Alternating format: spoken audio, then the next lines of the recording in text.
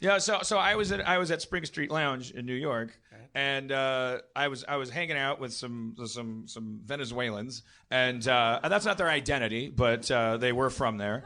One of them was a coder who also does not like Mr. Robot. Oh, I like Mr. Robot. Tough titties. I just watch Fight Club again. We got to hack into the world. I do. I love that actor. Not so bad, right? I love the performances. There's a lot of great things about the show. I'm just a shitty fucking petty competitive writer. When young writers get attention, there's some fucking flare up in me that I still haven't overcome. I'm gonna talk to my shrink about it. I get it. I do get it. I get it. It's Goodwill Hunting 30 years later. You have a competition with Goodwill Hunting? Yeah, I'm still mad about that. How do you like them apples? That like thing. Like, how is that guy supposed to respond? Like, why would he ever say yes? Well, who says yes when you say, "How do you like them apples"? Thomas, and if that guy hadn't said yes, do you know the line he's talking about? Yeah. How do you when he gets the number? Yeah. The guy says yes to it? Yeah. And if he hadn't, no movie. I don't remember the yes. Because that guy ends up just come on, let's move on. But I was in this bar. So, and I'm making friends with these gentlemen. They're very funny and interesting. One's a coder who's from Venezuela, but he was Jewish. His name was Abraham. Maybe I'm saying too much information. Maybe now he's going to get doxxed. But he's a coder. He'll be able to repel the attack with. But the only way you'll know that is with a fucking voiceover.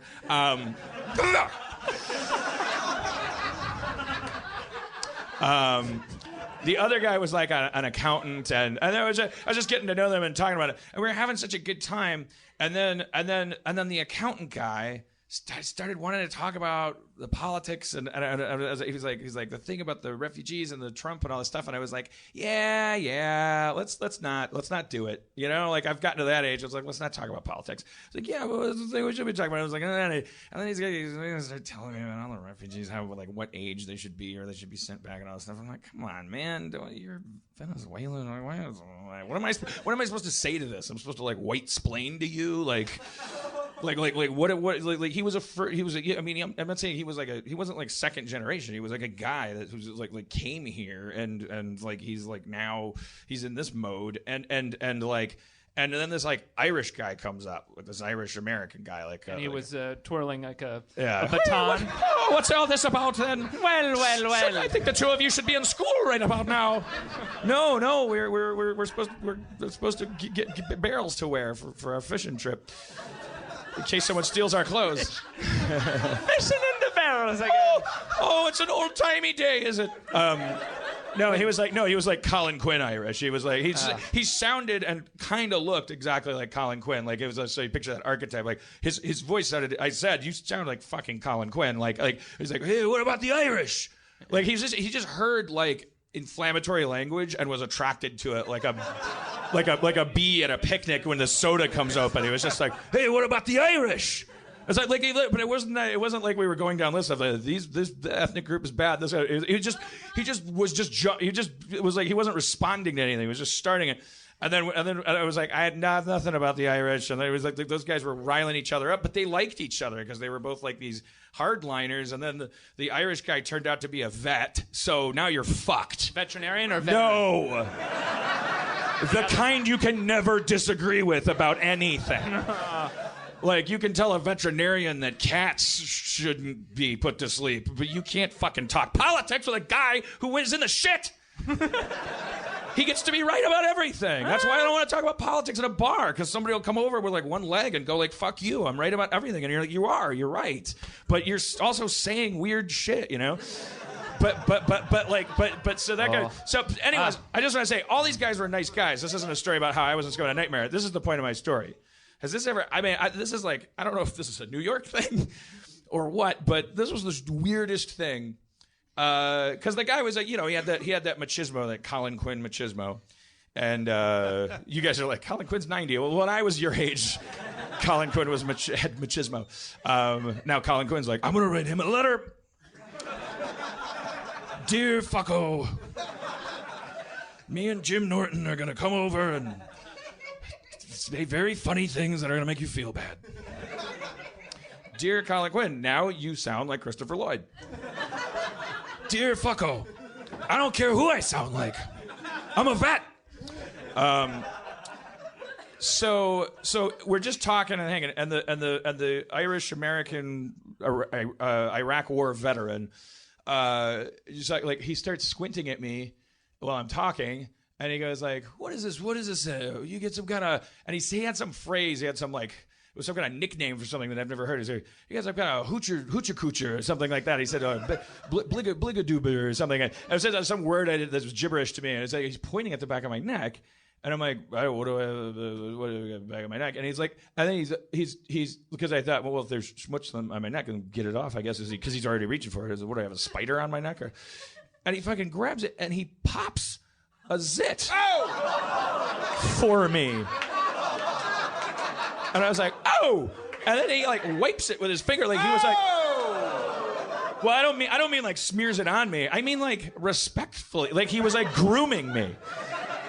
What? Like he wasn't bullying me. He was like grooming me. So you had a poppable visible zit, and he thought, fucking reached out. I'll take care of that. Yeah, for and you. he took care of it like I was like his kid or something.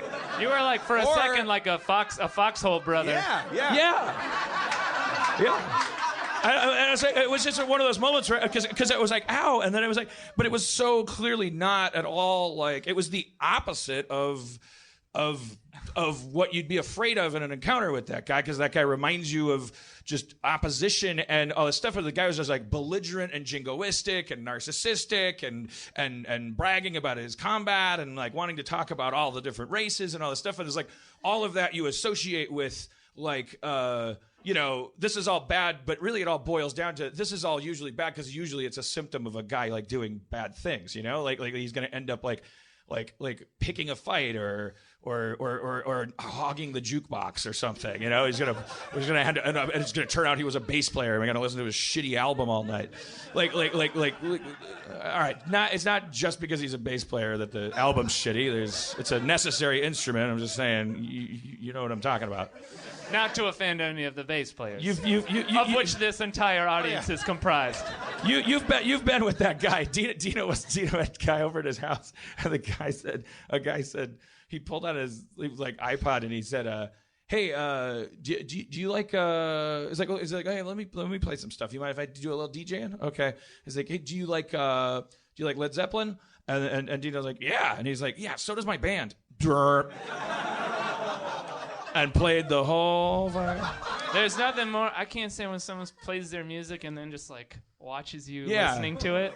Yeah. And I just want to turn to them and go, I don't think Radiohead ever did this. I can't imagine. I think they fucking sucked it up and waited for people to come to see them. Well, I have so many questions about the veteran zit popper guy, because I know you're not a physical contact fan. No, yeah, that's the thing. It was so paternal. But also you've talked about the fact that you wouldn't get a massage because this is what it is. It's on paper. It's my worst nightmare because it's a big jock. Like it's what jocks become, which is in their highest form archetypically, which is a soldier, which is a guy who's trained to kill. It's also combined with like he's a right-wing person who wants to talk about how the things that are physical about people are markers of differences that are unsolvable, and because Italians do this but the Irish do that. It's like like everything is like a nightmare about it. But then he did that one little thing and it was like, oh, Dad. And then he just says, "You're gonna be all right, boyo. You're gonna be all right." But so your initial physical reaction was not like... Well, it was shock. I didn't know what was happening. And then by the time I realized what was happening, he was like gingerly cleaned it, like he popped, and then he like, he wasn't just like, he was like, yeah, he was just like, someone's fainting in the back. That's a really intimate thing to do with somebody. And also, like in the days of like disease AIDS and stuff. Yeah, it's like, wow, this person's having is this one person that's just having the... Thomas, like what you said was my first thought is like this is what you do when your brothers are in a foxhole next to you, like when you're in the shit, like probably you let the zits go, right? If I think not with this guy. I think he probably had his unit had the best skin in the There whole are army. some people that like to pop zits. I gotta be Well, honest. no, that's a- My no, that's mom a- is one of them. that's- She's like, she loved it when Yeah. we were teens because she'd be like, give me your back. And it's like, That's actually part of the reason I Some brought the people story really up is like because it. I knew when he did. I also knew that's part of what mitigated it is because I once dated a girl who had that thing, and I was like, it was so fucking weird because she's like, "Can I please?" And I'm like, "Can you please?" Are you sure you're not just trying to impress me? Not that it would. like. No, I really like it.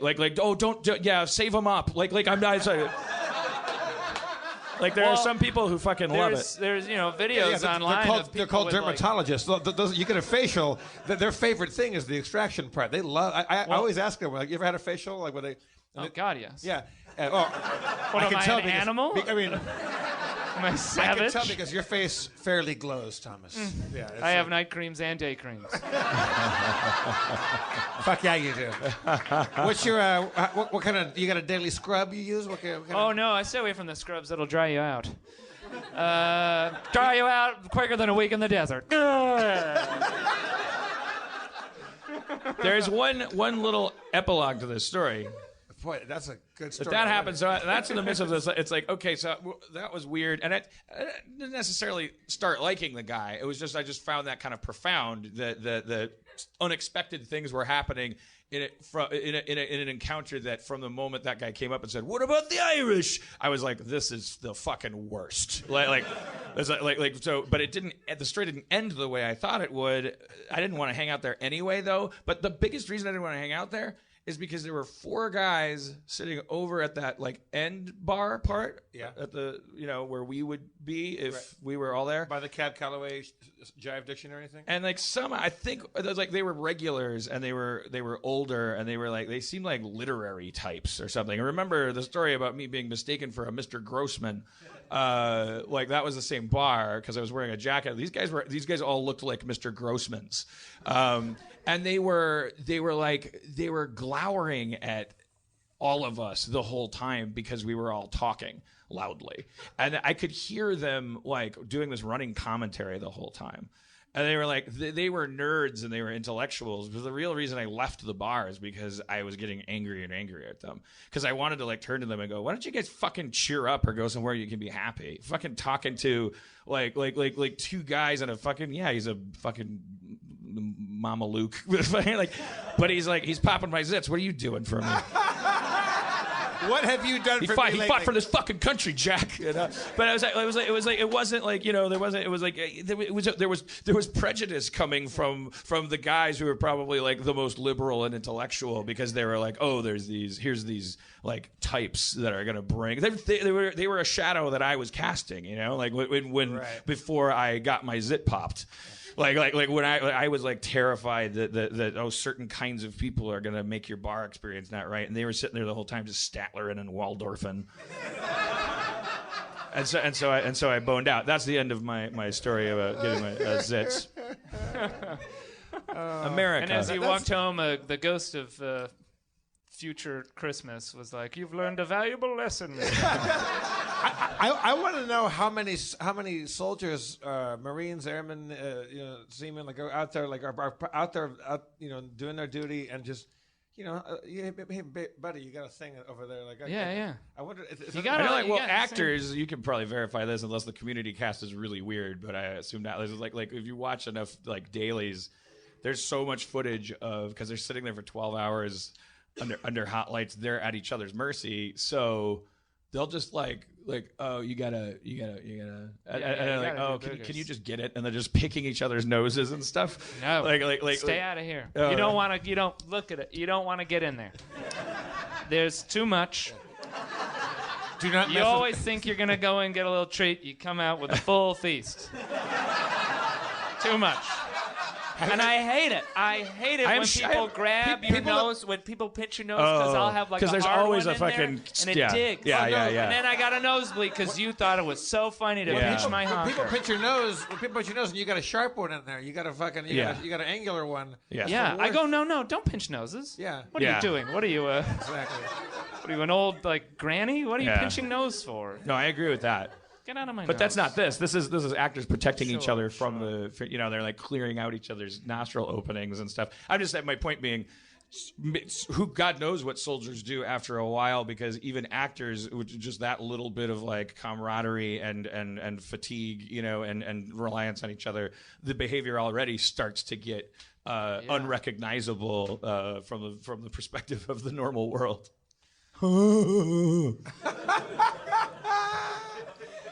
Would you be open? What if, Dan, if you found somebody like there was a service like a spa or something like that, and you found there was a guy or a woman that was really into and totally comfortable with that kind of back extraction kind of service? Would you be down for that? Or no, or was it only because he sneak attacked you and came up and did that? Yeah, I wasn't like, oh, thank God he did that. I'm so happy that got done. I was just like, it was only just that he defied my every fucking like line that I had drawn for his personality. That's it. He could have said like, you know, oh, I love Jenga. I don't know. He could have said anything just random. You know, he turned out to be a human being and not like this fucking like straw dog that I had created and was like trying to figure out how to avoid a fight with. He wasn't thinking that about me. Otherwise, he wouldn't have popped my zit.